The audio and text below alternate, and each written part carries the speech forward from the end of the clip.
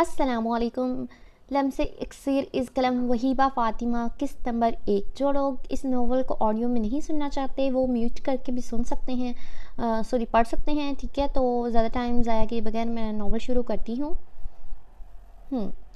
جی، یہاں ایک لڑکی ہے، وہ تھوڑی توتلی ہے. ٹھیک ہے، تو میں توتلی طریقے سے بولنے کے بجائے نا سیدھا سیدھا بولوں گی تو آپ کو پتہ لگ جائے گا.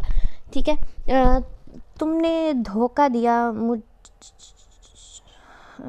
چلے میں ویسے ہی ادا کر لیتی ہوں لفظ. تو تم نے دھوکہ دیا مجھے یو چیٹر. اس کو الفاظ ادا کرنے میں دقت ہوتی تھی. وہ بچپن سے ہی ہکلاہٹ جیسے مرض میں مبتلا تھی، لیکن کبھی اتنی کمائیگی کا احساس نہیں ہوا تھا، خاص کر اپنی اس کمتری کا جتنا آج ہو رہا تھا. کاش اس کی زبان میں ہی ہکلاہٹ نہ ہوتی تو وہ کھل کر اپنی نفرت کا اظہار کر کے بتاتی کہ اب وہ اس سے محبت نہیں کرتی. غم و غصے اور تیش سے پاگل ہوتے اور اپنی خوش فہمی پر شدت سے اس نے اپنا ہاتھ سائیڈ میں لگے کانچ کے شیشے پر مارا تو وہ پل میں اس کے دل کی طرح کرچی ہو گیا اور اس کے نازک ہاتھ کو زخمی کر گیا. سامنے کھڑا پتھر بنا شخص شاید اس سے اس قدر جنونی پن اور شدت پسندی کی توقع نہیں رکھتا تھا. جبھی بے اختیار آگے بڑھا، پر وہ جو ہی نظر اس کی آنکھوں پر پڑی تو ٹھہر گیا. اس کی آنکھوں میں ہاتھ کی تکلیف کا درد نہیں تھا، بلکہ عجیب سا قرب تھا. وہ سمجھ نہ سکا یہ کون سا قرب ہے. کیا اس کی اصلیت جان کر وہ لڑکی اس قدر ٹوٹی تھی؟ میں پاگل ہوں. کیسے سوچ لیا کہ تم مجھ سے ٹکر بولنے والی لڑکی سے کوئی محبت نہیں، وہ صرف پرینک تھا. وہ خود ہی ہنسنے لگی تھی. آنکھوں سے گرم سیال رواں تھا جو سرخ و سفید مومی گالوں پر بہہ رہا تھا. میری بات سنو الف، تم پوری حقیقت نہیں جانتی، اصل حقیقت سے ناواقف ہو. بہت تحمل سے اس نے الف کو سمجھانے کی کوشش کی، جبکہ جس قدر وہ شارٹ ٹیمپر تھا اسے سمجھانے کی عادت نہیں تھی. پر اس لڑکی کے سامنے اس کا انداز خود بخود بدل جاتا تھا. جانے کیوں نہیں سننی تمہاری بکواس. سنا تم نے ایک گھٹیا مرد ہو، بلکہ بزدل ہو، مرد ہو. وہ چیخ پڑی تھی. وہ کمزور ضرور تھی پر پاگل نہیں تھی جو ہر کوئی اسے بیوقوف بنا دیتا. جبکہ اس کے منہ سے خود کے لیے نامرد اور بزدل جیسے الفاظ سن کر وہ غصے سے پاگل ہوتا اس کی جانب بڑھا اور اس کے بال ہاتھوں میں دبوچ کر اس کا چہرہ اپنے مقابل کیا. تم میری مردانگی پر سوال اٹھا رہی ہو الف. You have no idea what will I do. انداز صاف وارننگ دینے والا تھا. پل بھر کے لیے الف کی ہلکی براؤن آنکھوں میں خوف کی نمی تیری، لیکن اگلے ہی لمحے وہ اس پر ہنسنے لگی. کیا کرو گے؟ ریپ کی دھمکی دے رہے ہو؟ یہ اسے الف کی جانب سے دوسرا جھٹکا ملا تھا. اسے الف کی طرف سے اتنی کھلی بات کہے جانے کی ہرگز امید نہیں تھی. اس قدر اشتعال اور غصے میں بھی اس کا دماغ یہاں تک نہیں گیا تھا، اور وہ لڑکی اس کے متعلق کتنا فضول سوچ رہی تھی. یہ سوچ اس کے دماغ کی رگیں ابھارنے کے لیے سینے میں ایک وحشت کا ابال سا اٹھانے لگا تھا. اگر تم نے ایک لفظ اور کہا تو شاید میں اس سے بھی باز نہ رہوں. وہ صاف دھمکی دے رہا تھا. اگر وہ ایسا سوچتی تھی تو ایسا ہی صحیح. وہ کون سا اس سے محبت کرتا تھا جو اس کا دل رکھنے کے لیے نرمی برتتا؟ اگر مقابل کھڑی لڑکی نرمی سے نہیں مان رہی تھی تو اسے کوئی حرج نہیں تھا کہ وہ اس کی چمڑی ادھیڑ دیتا. میں تم سے نفرت کرتی ہوں. آنکھیں نیچے بہت جما کر اس نے یہ الفاظ ادا کیے تھے. یہ پہلا جملہ تھا جو اس نے بنا اٹکے کہا تھا. کتنی کوشش کی تھی اس نے کہ وہ بنا ہکلائے اور اٹکے بولے، اور اگر اب تک وہ بولی بھی تو کیا ایسا کھلا نفرت کا پرچار؟ ارزق خانزادہ کے سینے میں غم و غصے سے اشتعال اٹھنے لگے تھے. وہ خود نفرت کا اظہار کر رہا تھا، پر اس کے منہ سے نفرت کا اظہار برداشت کر پانا سہانے روح تھا. اپنی اس کیفیت سے انجان اس نے الف کی بند لرزتی پلکوں کی جنبش کو دیکھا. شاید وہ صاف اعلان کر رہی تھی کہ وہ اس کی شکل بھی نہیں دیکھنا چاہتی. میں نے اب تک ایسا کچھ کیا ہی نہیں مس الف کہ تم مجھ سے نفرت کرو، پر اب میں تمہیں پورا موقع اور حق دوں گا کہ تم مجھ سے شدید نفرت کرو. بالوں کو زور سے جھٹک دیا کہ الف نے کراہتے لرزتے آنکھیں کھولی اور نفرت سے اسے دیکھا، لیکن وہ زیادہ دیر اسے نظروں کی نفرت سے گھائل نہ کر سکی کہ وہ بالوں سے کھینچتے اسے اپنے ساتھ اندر کی جانب لے جا رہا تھا. چھوڑو مجھے درندے انسان، چھوڑو. اپنے بال چھڑوانے کی کوشش میں وہ چیخنے لگی، لیکن وہ چلتا گیا اور سب سے آخری کمرے کا دروازہ کھول اندر داخل ہوا اور اندر رکھے بیڈ پر اسے دھکا دیا.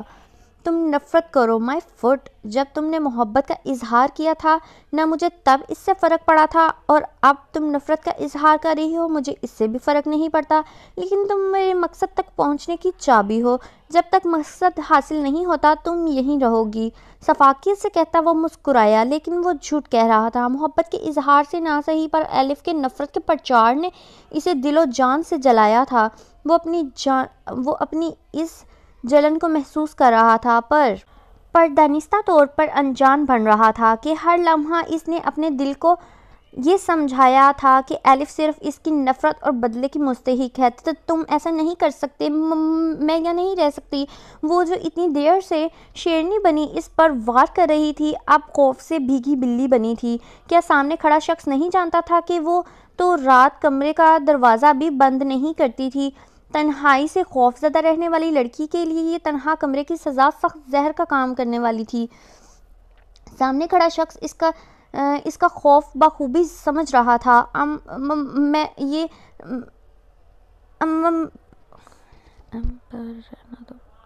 سوری مجھے لگا ایلف کا ڈائلاگ ہے. نہیں پر رہنا تو پڑے گا نا. کندھے اچکاتے وہ کمرے سے باہر نکل گیا، ساتھ ہی دروازہ لاک کر دیا. ایسا مت کرو اللہ کے لیے، دروازہ کھولو، میرا دم گھٹ رہا ہے. میرا دم گھٹ جائے گا. دروازہ پیٹتے وہ بری طرح رونے لگی. وہ نا یار ذرا یہ ہم ٹھیک بولتے ہیں نا تو ہم اس طرح، تاکہ نقل اتارنا بھی ایک علیحدہ بات ہے، لیکن میرے سے صحیح بولا نہیں جاتا جس کی وجہ سے میرا ڈائلاگ خراب ہو جاتا. ٹھیک ہے تو ذرا کمپرومائز کر لیں. ٹھیک ہے. دروازہ پیٹتے وہ بری طرح رونے لگی. کھول دو. جسم پر کپ کپی طاری ہونے لگی تھی. یہ سننے والا کون تھا؟ جو سننے والا تھا وہ واحد انسان تھا، وہ بھی جا چکا تھا. زمین پر بیٹھی وہ اپنا سر ہاتھوں میں جکڑ گئی. بچپن سے اب تک وہی کیوں سب کی نفرت کی حقدار رہی تھی؟ آخر کیوں کوئی اس سے محبت نہیں کرتا تھا؟ محبت نہ صحیح، کیا کسی کو اس سے ہمدردی بھی نہیں ہوتی تھی؟ پہلے ماں باپ، پھر بھائی، اور اب ایک شخص جس کی اصلیت اس کے لیے بچپن سے اب تک کے تمام حادثات میں سے سب سے زیادہ اذیت ناک ثابت ہوئی تھی. پر غلطی تو اس کی اپنی تھی. اس نے تو ایک بار بھی نہیں کہا تھا کہ وہ اس سے محبت کرتا ہے، بلکہ وہ خود اس کی آنکھوں میں اپنے لیے محبت دیکھنے لگی تھی. پر وہ تو محبت نہیں تھی تو پھر کیا تھی؟ نفرت، شدید نفرت ہے تم سے ارز خان زادہ، بہت نفرت. اس کے لب مستقل نفرت کی تسبیح پڑھتے پھڑا رہے تھے، جبکہ وہ ستمگر انجان تھا کہ ایلف کی یہ نفرت کیسے اسے اس کے قدموں پر ڈھیر کر دے گی. وہ جو شفقت اور نفرت کی ایک جیتی جاگتی سل بنا بیٹھا تھا، وہ کچھ ہی وقت میں کیسے ٹوٹ کر پاش ہونے والا تھا. جو خود کو چاہنے کے باوجود نہیں سمیٹ پائے گا.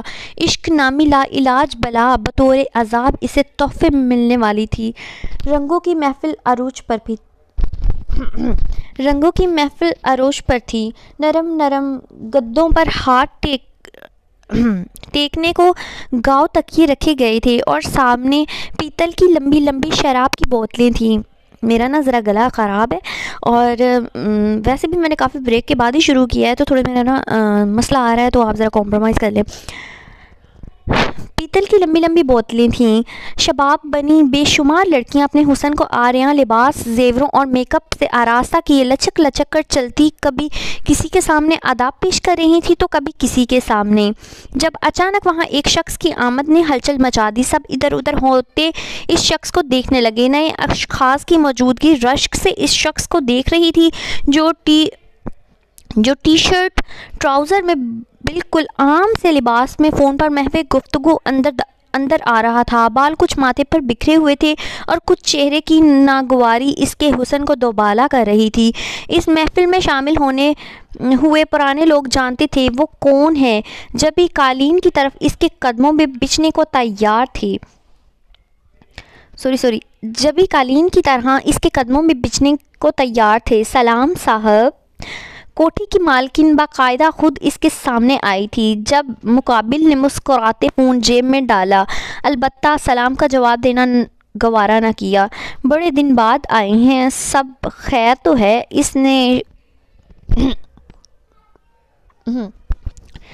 نے خوشامد لہجے میں لجاجت سے کہا کہ وہ خوبرو مغرور گھمنڈی شخص یہاں آنے والی ہستیوں میں سب سے موٹی اسامی تھی. تمہاری شکل دیکھنے کا موڈ نہیں ہے. قسم سے کتنا خڑوس ہے. مضحکہ خیز انداز میں کہا. پر مقابل عورت بدمزہ ٹھٹھا مارتے اسے مذاق کی شکل میں درگزر کر گئی. زیادہ وقت نہیں ہے میرے پاس بانو بائی. لڑکی بھیجو اور یاد رکھو استعمال شدہ نہ ہو. اچھا جی. کام بھی غلط کرتا ہے، وہ بھی نیا پیس چاہیے جی. توپا توپا.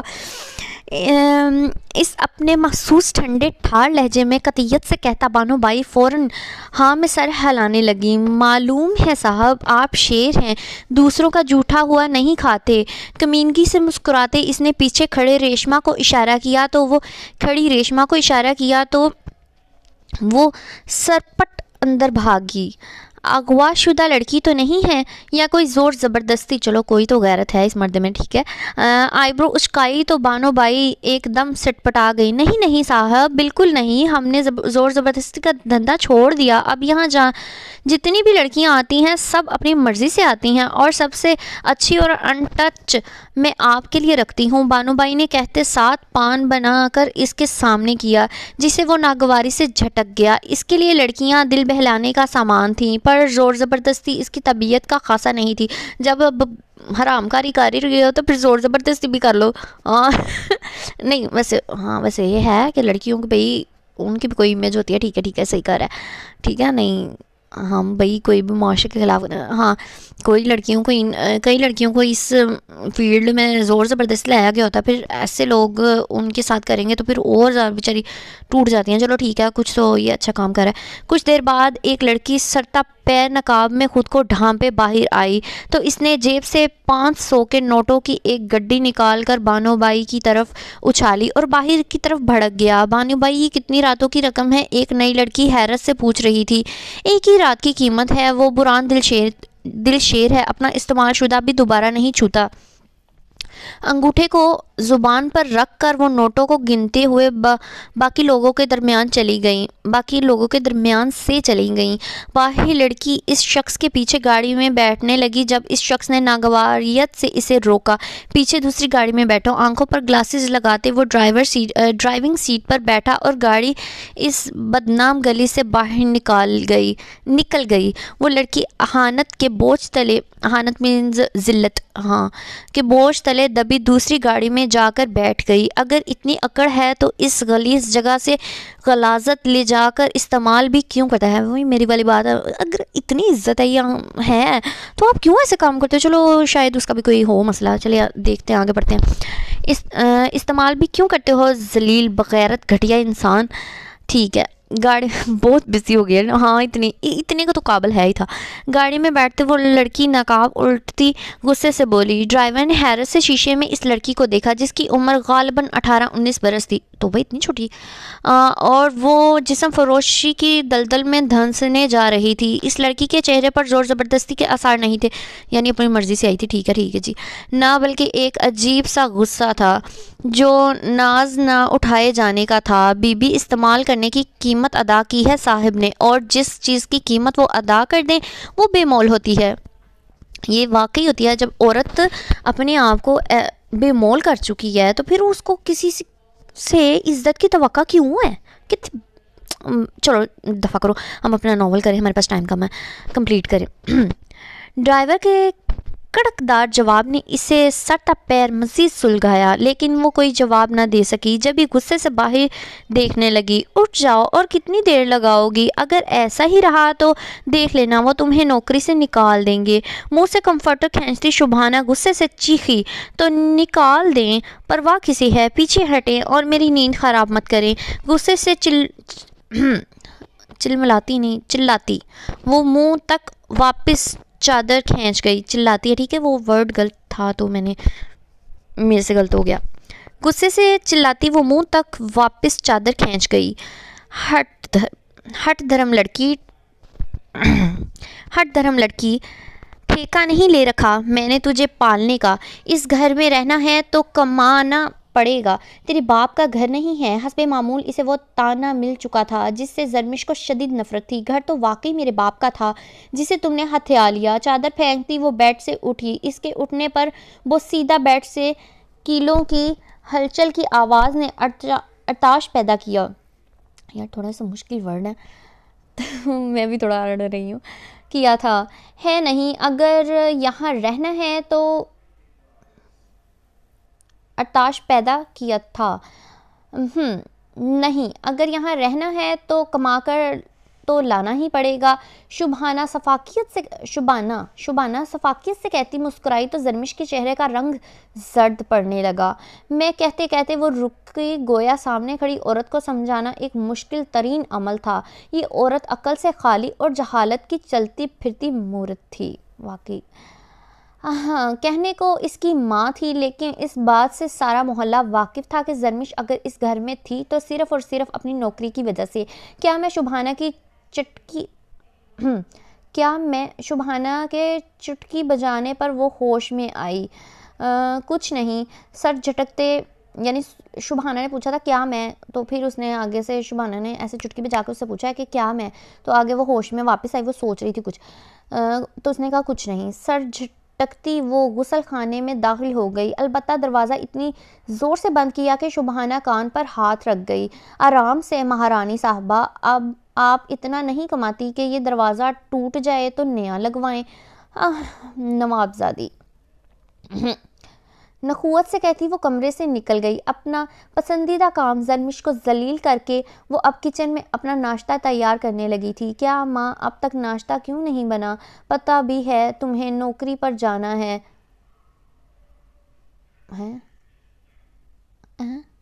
اچھا کیا اماں اب تک ناشتہ کیوں نہیں بنا؟ پتہ بھی تو ہے تمہیں نوکری پر جانا ہے. اپنی پیلی رنگ کی شرٹ کو جھاڑتے اس نے ایک ہاتھ سے گٹکے کی تھیلی نکالی اور اپنے دوسرے ہاتھ پر گٹکا ڈال کر اسے مسلنے لگا. تو کما کر میرے ذات پر کون سا احسان کر رہا ہے، اور کتنی بار کہا ہے میرے سامنے یہ گند مت کھایا کر. فراز کے ہاتھ میں غلاظت دیکھ شبانہ کا منہ بگڑا. فراز شبانہ کا ہی چہیتا اکلوتا بیٹا تھا. بقول شبانہ ساجد اس کا وہ وارث تھا جس کو ساری زندگی شبانہ نے ہی سنبھالنا تھا. میری بات سن اماں، مجھے بات بات پر یہ تانا مت دیا کر. سمجھ آئی؟ کما تو رہا ہوں نا، منہ بناتے کہا. لہجہ کچھ نرم تھا کیونکہ اس بات سے فرزانہ بھی واقف تھی کہ اس کی ماں فراز بھی واقف تھا کہ اس کی ماں خود غرض طبیعت کی مالک ہے، ناشتہ نہیں دے گی تو کما کر کون سا مجھے دیتا ہے. وہ دو وقت کی روٹی کا سکون تک تو تجھ سے میسر نہیں ہے مجھے. وہ تو زرمش کما کر لاتی ہے تو تجھے بھی خیرات میں مل جاتی ہے. چائے کا کپ اور پاپوں کی تھیلی فراز کے ہاتھ میں دیتے شبانہ کچن سے باہر نکل گئی. یہ کیسا ناشتہ ہے؟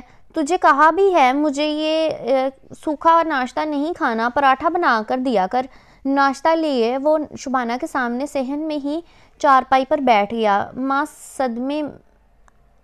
ماں صدقے میرے لال، بس کچھ دن صبر کر کے یہ ناشتہ کھا لے، شبانہ نے محبت سے شیرین لہجے میں کہا. پھر حقیقت تو یہ تھی کہ فراز سے یہ میٹھا لہجہ ہضم نہیں ہوا تھا. پھر یہ کہ تجھے یہ بھی نہیں ملے گا. چائے کا کپ لبوں سے لگاتے کہا. اماں دیکھ مجھ سے یہ محبت وغیرہ نہیں ہوتی. اماں دیکھ مجھ سے یہ محنت وغیرہ نہیں ہوتی. کوئی بزنس کروں گا. دیکھو پھر تو راج کرے گی. پیسوں کے بستر پر سوئے گی. لکھ کر لے اپنے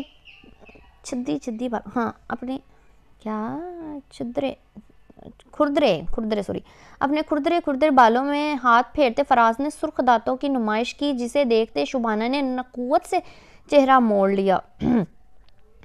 جو انسان گٹکا کھائے گا پھر اس کے دانت تو ایسے ہی ہوں گے نا. فراز میرا دماغ مت خراب کر.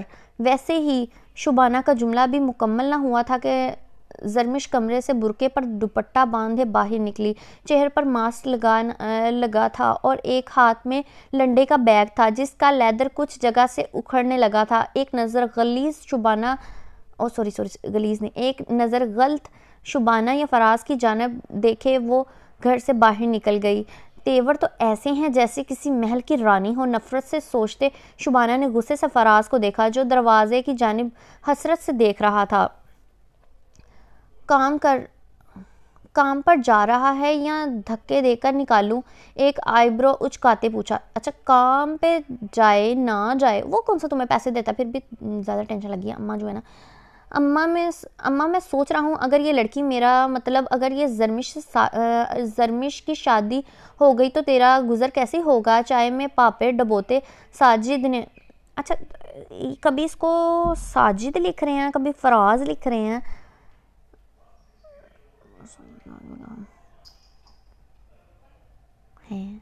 چلو ساجد نے جو لکھا ہے ہم وہی پڑھیں گے۔